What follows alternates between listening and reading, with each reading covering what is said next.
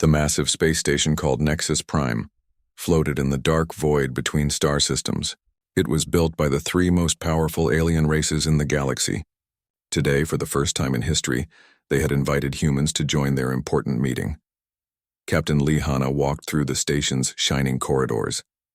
Her black uniform with Earth's blue and white patch looked simple compared to the fancy clothes worn by the alien delegates. She carried only a small bag and no recording devices that anyone could see. The main meeting hall was enormous. The ceiling stretched so high that clouds actually formed near the top. Thousands of seats were arranged in perfect circles, each section designed for different alien body types. Hana found her seat in the human section. It was much smaller than the others. Only 50 chairs for Earth's delegation, while the other races had hundreds. The message was clear. Humans were the newcomers here and not very important ones. The Velthari delegates entered first. They looked like living crystals that walked on two legs. Their bodies caught the light and threw rainbow colors across the walls. Each step they took made a soft musical sound. Their leader, Ambassador Silnara, was the tallest crystal being Hana had ever seen. Her body glowed with a soft blue light that meant she was very old and very wise by their standards. Next came the more deep delegation. They floated rather than walked, their gas-like bodies contained in transparent suits. They looked like colorful clouds with faces. When they spoke, their voices sounded like wind through leaves. Their leader was a being whose gases swirled in patterns of deep purple and gold. Finally, the Krixhan arrived. They looked like giant insects that walked upright. Their leader, General Zekthor, had 4 arms and compound eyes that could see in all directions at once. His mandibles clicked constantly as he talked with his officers. The sound echoed through the hall like dozens of typewriters working at once. Hana sat quietly in her chair and watched everything. Around her, the other human delegates were busy. They typed on tablets, recorded conversations, and wrote notes on paper. Some used small cameras to capture images of the alien technology and architecture. The opening ceremony began with each race presenting their history and achievements. The Velthari spoke about their ancient empire that had lasted for 10,000 years. They had built cities on crystal planets and created technology that could turn thoughts into reality. The Mordeep told stories of their exploration of gas giant planets and nebulae. They had learned to live in space itself, never needing solid ground. Their ships could travel through dimensions that other races could not even see. The Krixhan displayed their military might. They had conquered dozens of worlds and created weapons that could destroy entire solar systems. Their army was so large that they could cover a planet's surface with soldiers. When it came time for Earth's presentation, Hana stood up. She spoke simply about humanity's short history in space. Only a few hundred years since they had left their home planet. Only 50 years since they had developed faster than light travel. The alien delegates listened politely, but Hana could see they were not impressed. As the presentations continued, Hana noticed something interesting. While the other human delegates frantically took notes and recorded everything, she just sat and listened. She did not write anything down. She did not use any recording devices. She simply watched and remembered. Ambassador Silnara's crystal body flashed with colors that Hana had learned meant curiosity and mild annoyance. During a break in the speeches, the Velthari leader approached the human section. "Captain Hana," Silnara said, her voice sounding like music played on crystal bells. "I have observed that while your colleagues are documenting these historic proceedings, you seem to be inactive. Do you not find this information valuable for your primitive species?" The other alien delegates turned to watch. The Mordeep leader floated closer, his gas body swirling with colors that meant amusement. General Zekthor's compound eyes focused on Hana, his mandibles clicking with what might have been laughter. Hana looked up at the towering crystal being. She smiled, an expression that seemed to confuse the aliens who had no similar facial features. "I'm not taking notes," Hana said calmly, "because you're reading my mission logs." The statement hung in the air like a challenge. Silnara's body flashed with colors that meant confusion and irritation. The Mordeep leader's gases swirled faster and Zekthor's clicking grew louder. "What does this mean?" Silnara demanded. "We are not reading anything. Humans have shared no documents with us." Hana's smile grew wider. "Not yet," she said simply. The alien delegates looked at each other. They seemed to think this was typical human arrogance. Young species often made bold claims they could not support. The Velthari had seen it many times before. Perhaps, said the more deep leader, his voice like wind through a canyon, the human does not understand the importance of what we discuss here today. These are matters that will shape the future of the galaxy. Oh, I understand perfectly, Hana replied. She leaned back in her chair, still smiling. I understand more than you might think. General Zekthor stepped forward, his forearms crossed in a gesture that meant challenge among his people. Young species often believe they are clever when they are simply ignorant. What could humans possibly know that we do not? Give it time, Hana said. You'll see. The aliens returned to their seats, clearly thinking the human was either crazy or stupid. They continued with their presentations, but Hana noticed they kept glancing at her. Her calm confidence seemed to bother them more than any amount of note-taking would have. As the day continued, the real purpose of the meeting began to emerge. This was not just a diplomatic gathering. The three alien races were forming a new alliance. They spoke about dividing up territories and resources. They talked about younger species that needed guidance and protection. Every time humans were mentioned, it was with the same tone one might use to discuss children who needed adult supervision.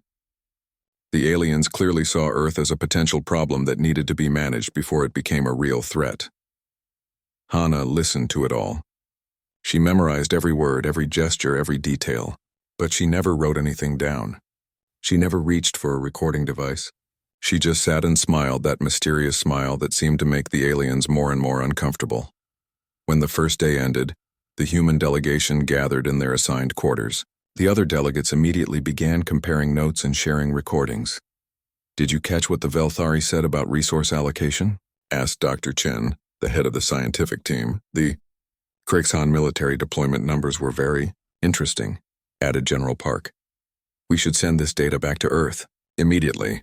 Hana listened to her colleagues, discussed their findings, but she said nothing. She had her own methods of sharing information, methods that the aliens could not detect or understand.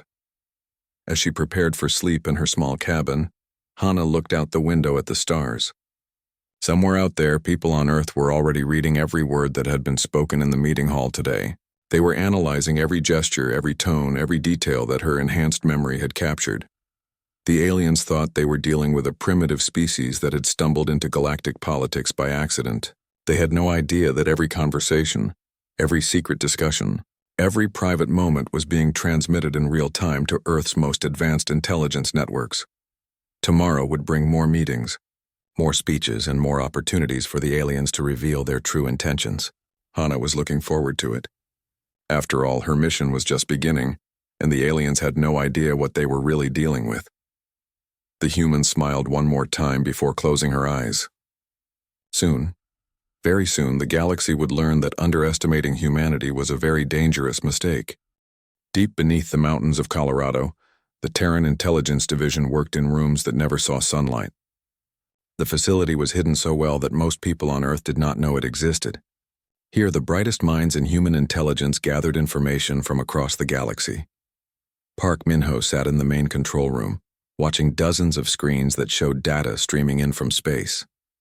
As the head of alien intelligence analysis, he had been waiting for this day for months. The diplomatic summit at Nexus Prime was humanity's best chance to learn about their new neighbors in the galaxy. Sir, we're getting full data transmission from Captain Hana, said Kim Soha from her workstation. The young analyst's fingers flew across her keyboard as information poured in. Audio, visual, biometric readings, and environmental data. The connection is perfect, Minho nodded with satisfaction.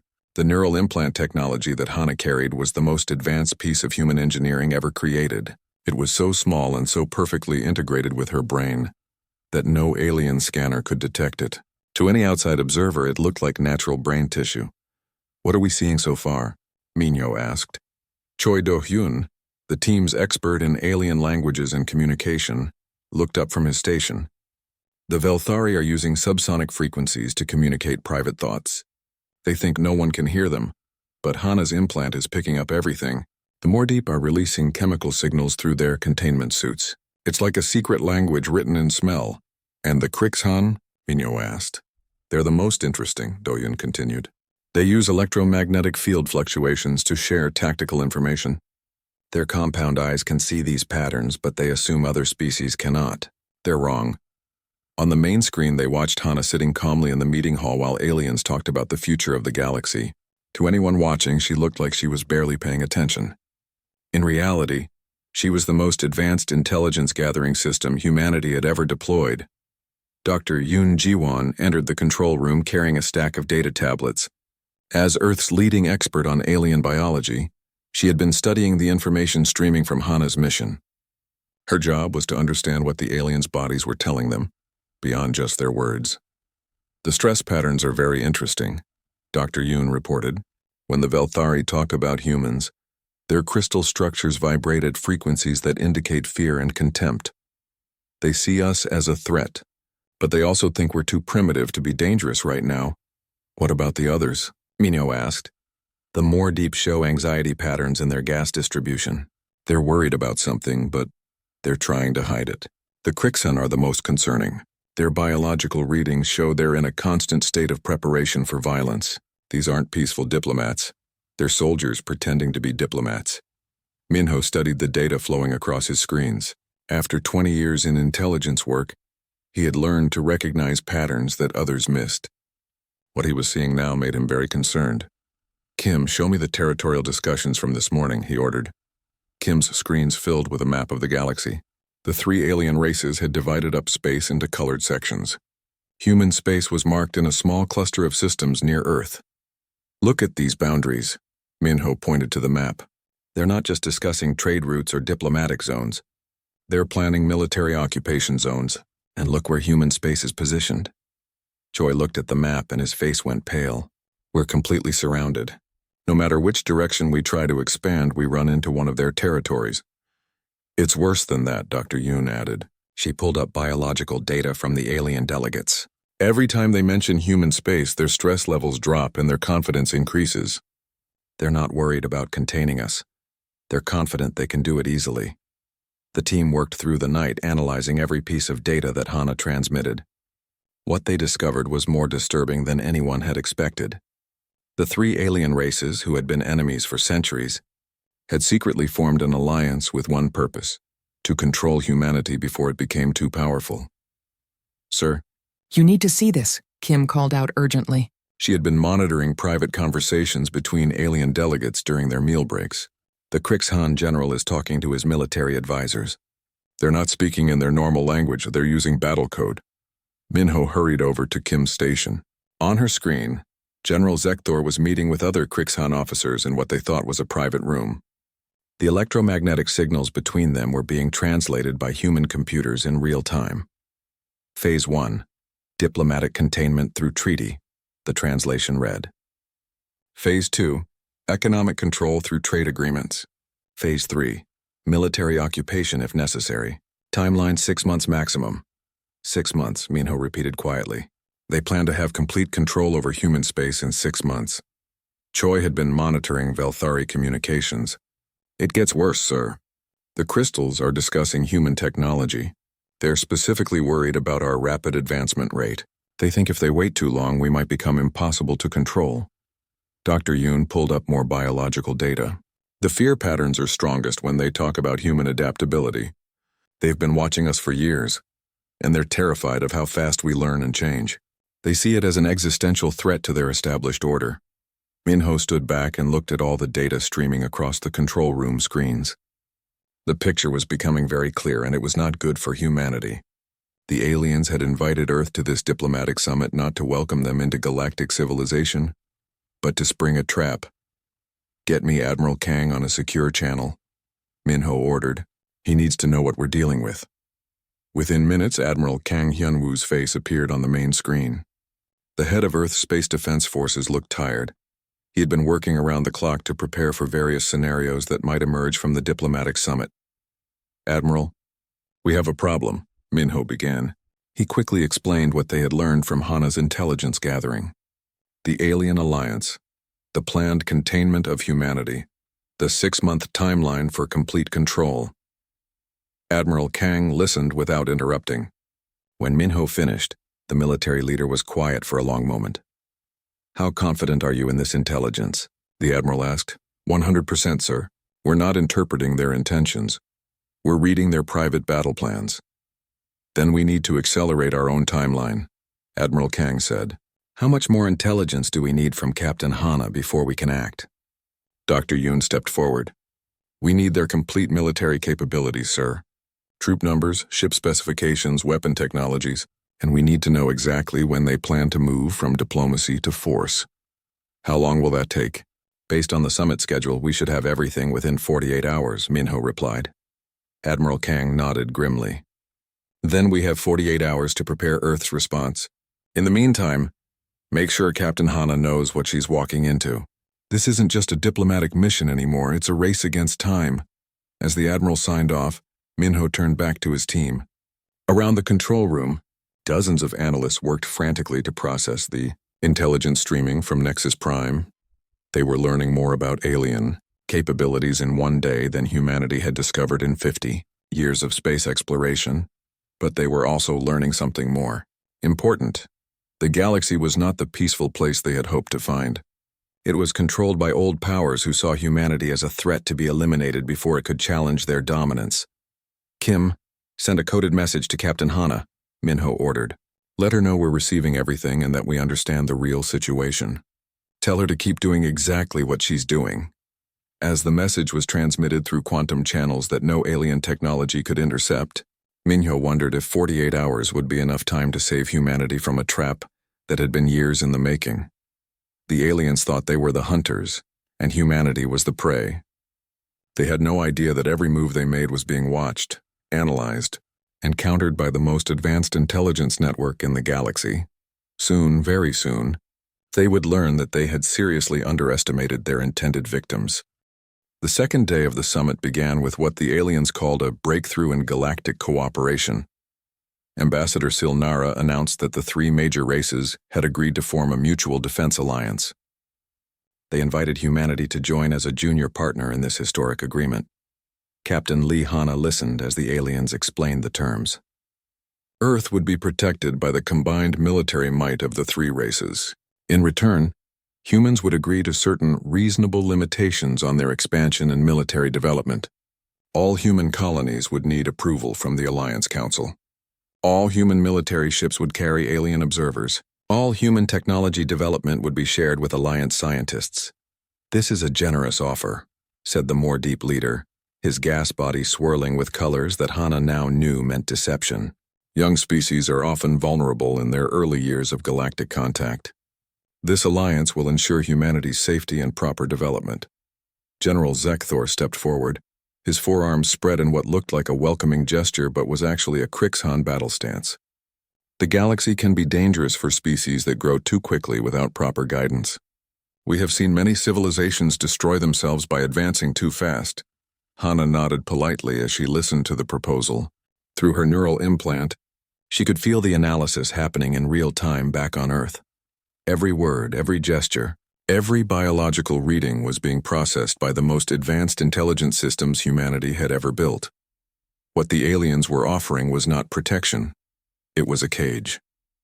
They wanted to control every aspect of human development, ensuring that Earth could never become a threat to their established order. This is indeed a generous offer, Hana replied carefully. However, I will need to consult with my government before making such an important decision. The alien delegates exchanged looks. Their body language and biological readings showed frustration and growing suspicion. They had expected the primitive humans to accept immediately, grateful for the attention from their superiors. During the lunch break, General Zekthor approached Hana directly. His compound eyes studied her with an intensity that made the other human delegates nervous. Captain Hana, he said, his mandibles clicking in a rhythm that she now knew meant aggressive questioning. I have observed your behavior during these proceedings.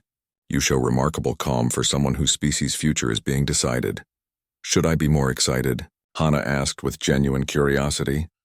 Most species show proper concern when facing such momentous decisions.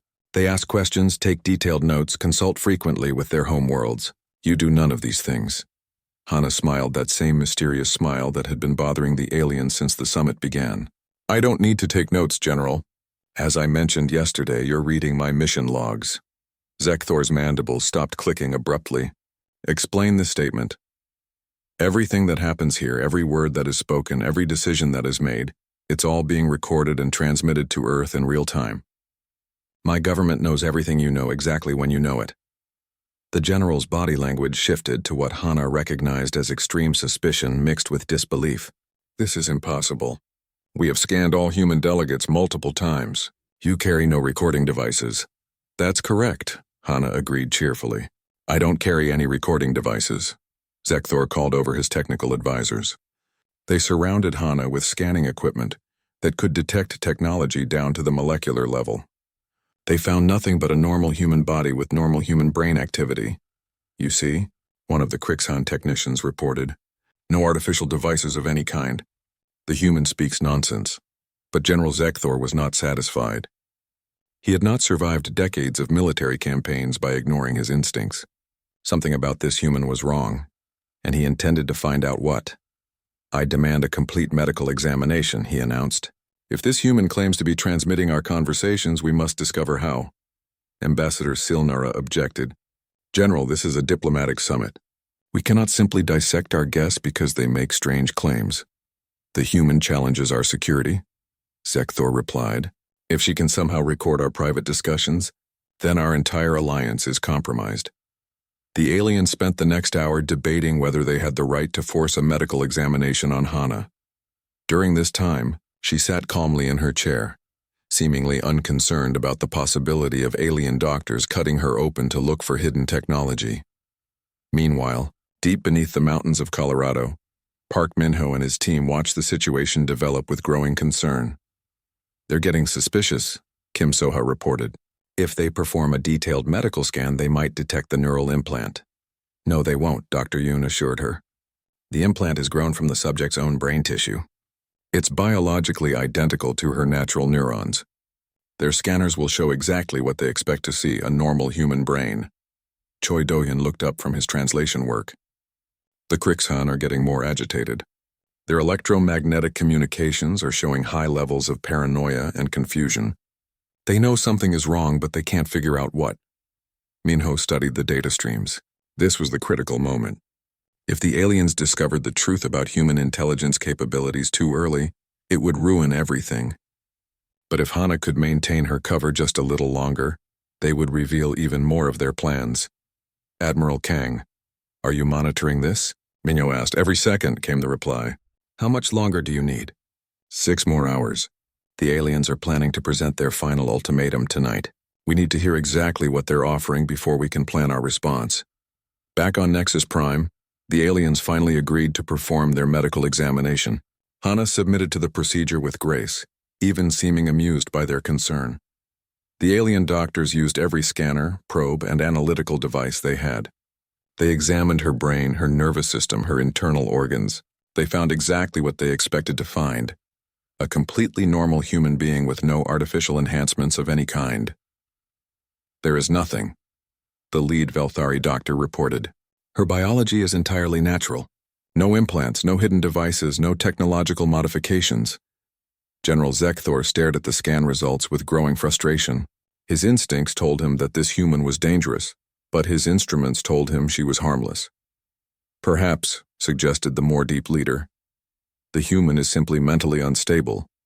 Young species often develop delusions of grandeur when first exposed to galactic civilization. This explanation seemed to satisfy most of the alien delegates. They returned to their negotiations, dismissing Hana's claims as the fantasies of a primitive mind trying to cope with the overwhelming reality of galactic politics. But they began to speak more carefully around her, just in case. As the day continued, Hana listened to increasingly detailed discussions of the aliens' plans. They talked about military deployment schedules, resource allocation strategies, and contingency plans for dealing with human resistance. The Velthari revealed that they had been monitoring human space for years, cataloging every ship, every colony, every military installation. The more deep discussed their plans to control human trade routes, gradually starving Earth's economy if political pressure failed. The Crixhan outlined invasion scenarios, complete with casualty estimates and occupation timelines. All of this information flowed through Hana's neural implant to Earth's intelligence networks, where teams of analysts worked frantically to process and Understand the full scope of the alien. Threat engineer Minji had been activated to begin defensive preparations based on the intelligence Hana was providing. Hidden manufacturing facilities across human space began producing weapons and defensive systems designed specifically to counter alien technology. Admiral Kang. Hyunwoo quietly positioned Earth's secret military assets, ships and weapons that the aliens had no idea existed. For years, humanity had been preparing for the possibility that their neighbors might not be friendly. Now it seemed that preparation would be tested sooner than anyone had hoped. As the second day of the summit drew to a close, the aliens prepared to present their final offer to humanity. They were confident that Earth would have no choice but to accept their terms. After all, what could one young species do against the combined might of 3 galactic empires? They were about to find out that they had been asking the wrong question. The real question was not what humanity could do, but what humanity had already done while the aliens thought they weren't paying attention. Tomorrow would bring the final confrontation, and the galaxy would learn that underestimating human intelligence was the most dangerous mistake the aliens could have made. The third day of the summit began with a closed session. The alien delegates had asked all junior species to leave the main hall while they discussed sensitive security matters. Only the 3 major races and humanity were allowed to remain. Captain Lee, Hana knew this was the moment the aliens had been building toward. For 2 days they had gathered intelligence on human reactions, tested human technology, and prepared their final trap. Now they were ready to spring it. Ambassador Silnara stood at the center of the hall, her crystal body glowing with confident blue light. "We have reached a critical moment in galactic history," she announced. "The time for polite diplomatic language has passed. We must speak plainly about the future." General Zekthor moved to stand beside her, his forearms crossed in a gesture that every species in the galaxy recognized as a threat display. Humanity's rapid expansion and technological development poses a significant risk to galactic stability. This cannot be allowed to continue unchecked. The more deep leader floated closer, his gas body swirling with colors that meant absolute certainty. "We offer humanity a choice. Accept our guidance and protection, or face the consequences of your reckless independence." Hana listened as the aliens laid out their ultimatum. Join the Alliance as a subordinate member, accept complete alien oversight of human development, and surrender all claims to independent expansion. In return, humanity would be allowed to exist under alien protection. "And if we refuse?" Hana asked calmly. "Then you will face the full military might of our combined forces," General Zekthor replied. "We have 3,000 years of experience in dealing with troublesome young species. Resistance is futile and will only result in unnecessary suffering." The aliens presented detailed invasion plans, complete with maps showing how they would divide human space between their 3 empires. They had calculated casualty numbers, occupation timelines, and resource extraction quotas. They had thought of everything. "We prefer not to use force," Ambassador Silanara said, though her crystal body flashed with colors that meant she was lying. "But galactic stability must be maintained. Young species that grow too powerful too quickly have historically become threats to all civilized life." Hana stood up slowly, drawing the attention of every alien in the room. For 3 days she had been the quiet observer, the human who never took notes and seemed barely interested in the proceedings. Now for the first time she looked like she was about to say something important. "You want to know why I haven't been taking notes?" she asked, walking toward the center of the hall. "You want to understand how I've been so calm while you've been planning the destruction of my species?" The aliens watched her warily. Something in her tone had changed. The meek diplomat was gone, replaced by someone who radiated quiet confidence and hidden knowledge. "I told you on the first day," Hana continued. "You're reading my mission logs. Every word you've spoken, every private conversation you've had, every secret plan you've made. Earth has been listening to all of it."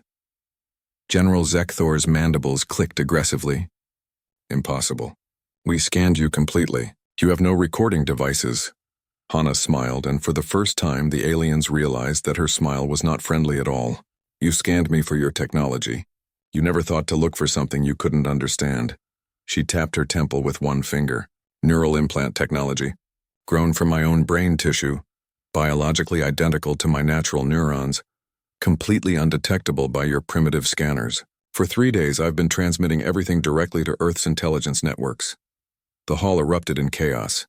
The alien delegates shouted at each other in their various languages, their biological readings showing panic, rage, and disbelief.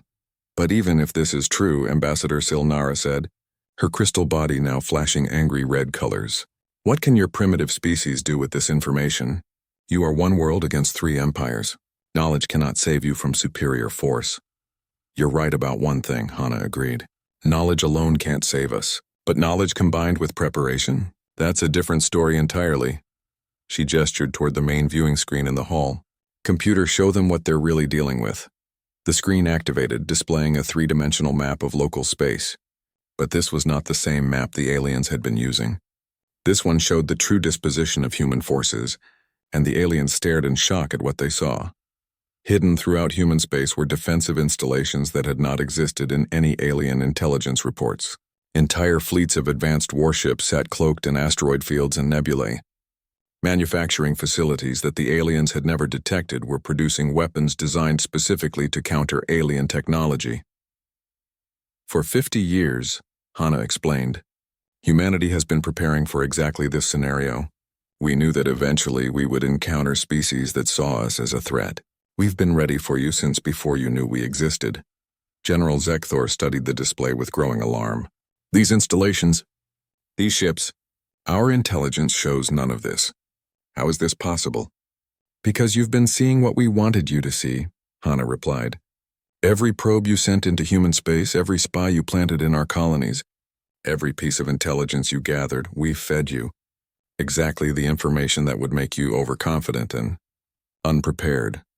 Dr. Namuna's research teams had spent decades developing technology specifically designed to defeat alien weapons. The energy shields that protected human ships could absorb Velthari crystal weapons and convert the energy to power human systems. The stealth technology that hid human fleets used more deep-dimensional principles that their own sensors couldn't detect. The armor that protected human installations was made from materials that could withstand Krixhan plasma weapons indefinitely. You see, Hana continued, while you were making plans to contain humanity, humanity was making plans to survive you.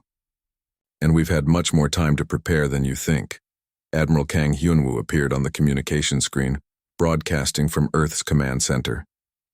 Alien delegates, I am Admiral Kang of Earth's Defense Forces. Captain Hana speaks with my full authority.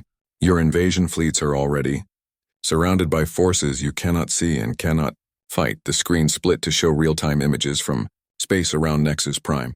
Krixhan, warships that had been approaching the station, under cloak, were suddenly visible, surrounded by human vessels that had appeared from nowhere. Your stealth technology is impressive, Admiral Kang continued, but we've been tracking your ships since they left your home systems. We know the location of every vessel in your combined fleets. General Zekthor's compound eyes focused on the tactical display with growing horror. His supposedly invisible invasion force was completely exposed and outnumbered. This is impossible, he muttered. Our intelligence shows humans have perhaps 100 military vessels total. Where did these ships come from? From the same place your intelligence came from? Hana answered. Your assumptions about human capabilities. You believed we were primitive because that's what we wanted you to believe. You thought we were weak because that's what we showed you. You prepared to fight the humanity you expected to find, not the humanity that actually exists. Ambassador Silnara's crystal body had gone completely dark, a sign of deep shock among her people. How long have you known about our plans? We've known about your alliance since before you formed it, Hana replied. We've been monitoring your communications for years. Did you really think a species that could develop faster than light travel in less than a century wouldn't also develop sophisticated intelligence-gathering capabilities? The more deep leader's gas body was swirling in chaotic patterns that meant complete confusion. Then why did you come to this summit? Why didn't you simply attack us first? Because we're not like you, Hana said simply. We don't want to conquer the galaxy. We don't want to control other species. We just want to be left alone to develop in peace. But if you force us to fight, you'll discover that we're very, very good at it. President Lim Sung-hyun appeared on another section of the screen, speaking from Earth's capital. The offer we now make to you is simple. Withdraw your fleets, abandon your plans for human containment, and we can coexist peacefully. Continue with your invasion, and you'll face the full military might of a species that has been preparing for this war since before your great-great-grandparents were born." The alien delegates looked at each other with growing desperation. Everything they had planned for months had just collapsed in a matter of minutes. The prey they had thought to hunt had revealed itself to be a predator that had been stalking them all along. "You cannot defeat all three of our empires," General Zekthor said, but his voice lacked conviction. "We don't need to," Hana replied. "We just need to make the cost of victory higher than any of you are willing to pay. And based on our analysis of your military capabilities, economic resources, and political structures, we're confident we can do exactly that." The summit hall fell silent as the aliens realized that they had walked into a trap of their own making. By revealing their plans and capabilities to the humans, they had given Earth everything needed to defeat them. The hunters had become the hunted, and they were just beginning to understand how thoroughly they had been outmaneuvered. The alien alliance crumbled in less than an hour. General Zekthor was the first to break. When Admiral Kang showed him real-time footage of human ships surrounding his supposedly secret military bases, the Crixhan commander realized that his entire invasion plan had been compromised from the beginning. Every troop movement, every supply depot, every staging area had been under human observation for months. "How?" he demanded, his forearms shaking with rage and disbelief. "Our bases are hidden in pocket dimensions. Your primitive sensors cannot possibly detect them." Captain Lee Hana smiled that same mysterious smile that had been bothering the aliens for 3 days. "General, you've been thinking about this all wrong. You keep calling us primitive, but you're using technology that's thousands of years old. We've been building new technology specifically designed to find and defeat yours." On the main screen, Dr. Nam Yuna appeared from her research facility on Earth. "General Zekthor, we've been studying your pocket dimension technology for 20 years. We know exactly how it works, and we've developed ways to not only detect it but to disrupt it. Your hidden bases aren't hidden from us." The Crixan leader stared at the display showing his most secret installations exposed to human observation. Decades of careful planning and preparation had been worthless because the enemy had been watching everything from the beginning. Ambassador Silnara tried to maintain diplomatic composure, but her crystal body kept flashing colors that meant fear and desperate calculation. "Even if you have discovered our military positions, you cannot possibly have enough ships to fight all three of our empires simultaneously." "You're right," Hana agreed. "We don't have enough ships to conquer your empires. But we don't need to conquer you. We just need to make sure you can never threaten us again." Admiral Kang's image on the screen was replaced by a new display, showing the true extent of human military preparation. The aliens watched in growing horror as the map revealed defensive networks that spanned dozens of star systems, automated weapons platforms that could destroy entire fleets, and manufacturing capabilities that could produce new ships faster than the aliens could destroy them. "For 50 years, Admiral Kang explained, humanity has been building a defensive network designed around one simple principle. We don't need to win quickly. We just need to make sure our enemies lose slowly. Every attack you launch against us will cost you more ships, more resources, and more lives than you can afford to lose." The More Deep leader's gas body swirled in patterns of desperate confusion. "This is impossible. Our economic analysis shows humans lack the industrial capacity for such massive military construction." Engineer O Minji appeared on screen from a manufacturing facility that looked larger than some alien cities. "Your economic analysis was based on what you could see of our industrial capacity. You were looking at our civilian factories and trade networks. You never knew about our military-industrial complex because we never let you see it." The display showed automated factories hidden throughout human space, producing weapons and ships at a rate that staggered the alien observers. These facilities had been built in asteroid fields inside hollow moons, and in the outer reaches of solar systems where alien probes never traveled. Every diplomatic contact, every trade agreement, every cultural exchange we've had with galactic civilization has been an intelligence-gathering operation, Hana explained. "While you were studying us, we were studying you. The difference is that we're much better at it." President Lim Sung-hyun appeared on the main screen, speaking from Earth's capital. His words were calm, but his message was crystal clear. "We offer each of your races a simple choice," the president said. "You can acknowledge humanity as an independent and equal power in galactic affairs, Or you can test our defensive capabilities in a war that none of you can win. General Zekthor's mandibles clicked frantically as he processed tactical data streaming from his fleet commanders. Our ships are completely surrounded. How did you move so many vessels without our detection? The same way we've been doing everything else for the past 50 years, Hana replied. Very carefully and much better than you expected. General Seo Tae-hyun appeared on a secondary screen from Earth's military command center. General Zekthor, your invasion fleet consists of approximately 8,000 vessels. They are currently surrounded by 12,000 human ships that your sensors cannot detect. Your fleet's weapons are designed to defeat Velthari crystal armor and more deep energy shields. They will be completely ineffective against human defensive technology. The Krixhan commander stared at tactical displays that showed his powerful invasion fleet reduced to helplessness in a matter of minutes. Every advantage his people had built over centuries of conquest had been neutralized by a species they had dismissed as primitive. Ambassador Silnara made one last desperate attempt to salvage the situation. You cannot maintain this military superiority forever. Our combined resources far exceed anything one young species can produce. That's true, Hana acknowledged. If you could work together effectively, you probably could overwhelm our defenses eventually. But you can't work together effectively, can you? She gestured toward the alien delegates who were now arguing among themselves in their various languages. The stress of the situation had revealed the cracks in their hastily formed alliance. The Krixhan want to launch an immediate attack because they think military force can solve any problem, Hana observed. The Velthari want to negotiate because they're afraid of losing their crystal ships in a costly war. The more deep want to retreat and regroup because they never expected to face serious resistance. Park Minho appeared on screen from Earth's Intelligence Center. We've been monitoring your alliance communications for months. You've had 47 major disagreements about strategy, 32 disputes over resource allocation, and at least 12 occasions where one of your races threatened to withdraw from the alliance entirely. The alien delegates looked at each other with growing suspicion. Each species was wondering what information their supposed allies had been hiding, what secret plans they had been making, what advantages they had been seeking over their partners. You see, Hana continued, your alliance was always fragile because it was based on fear rather than trust. You came together because you were afraid of humanity, not because you actually liked or trusted each other. The moment your plans failed, you would start blaming each other for the failure.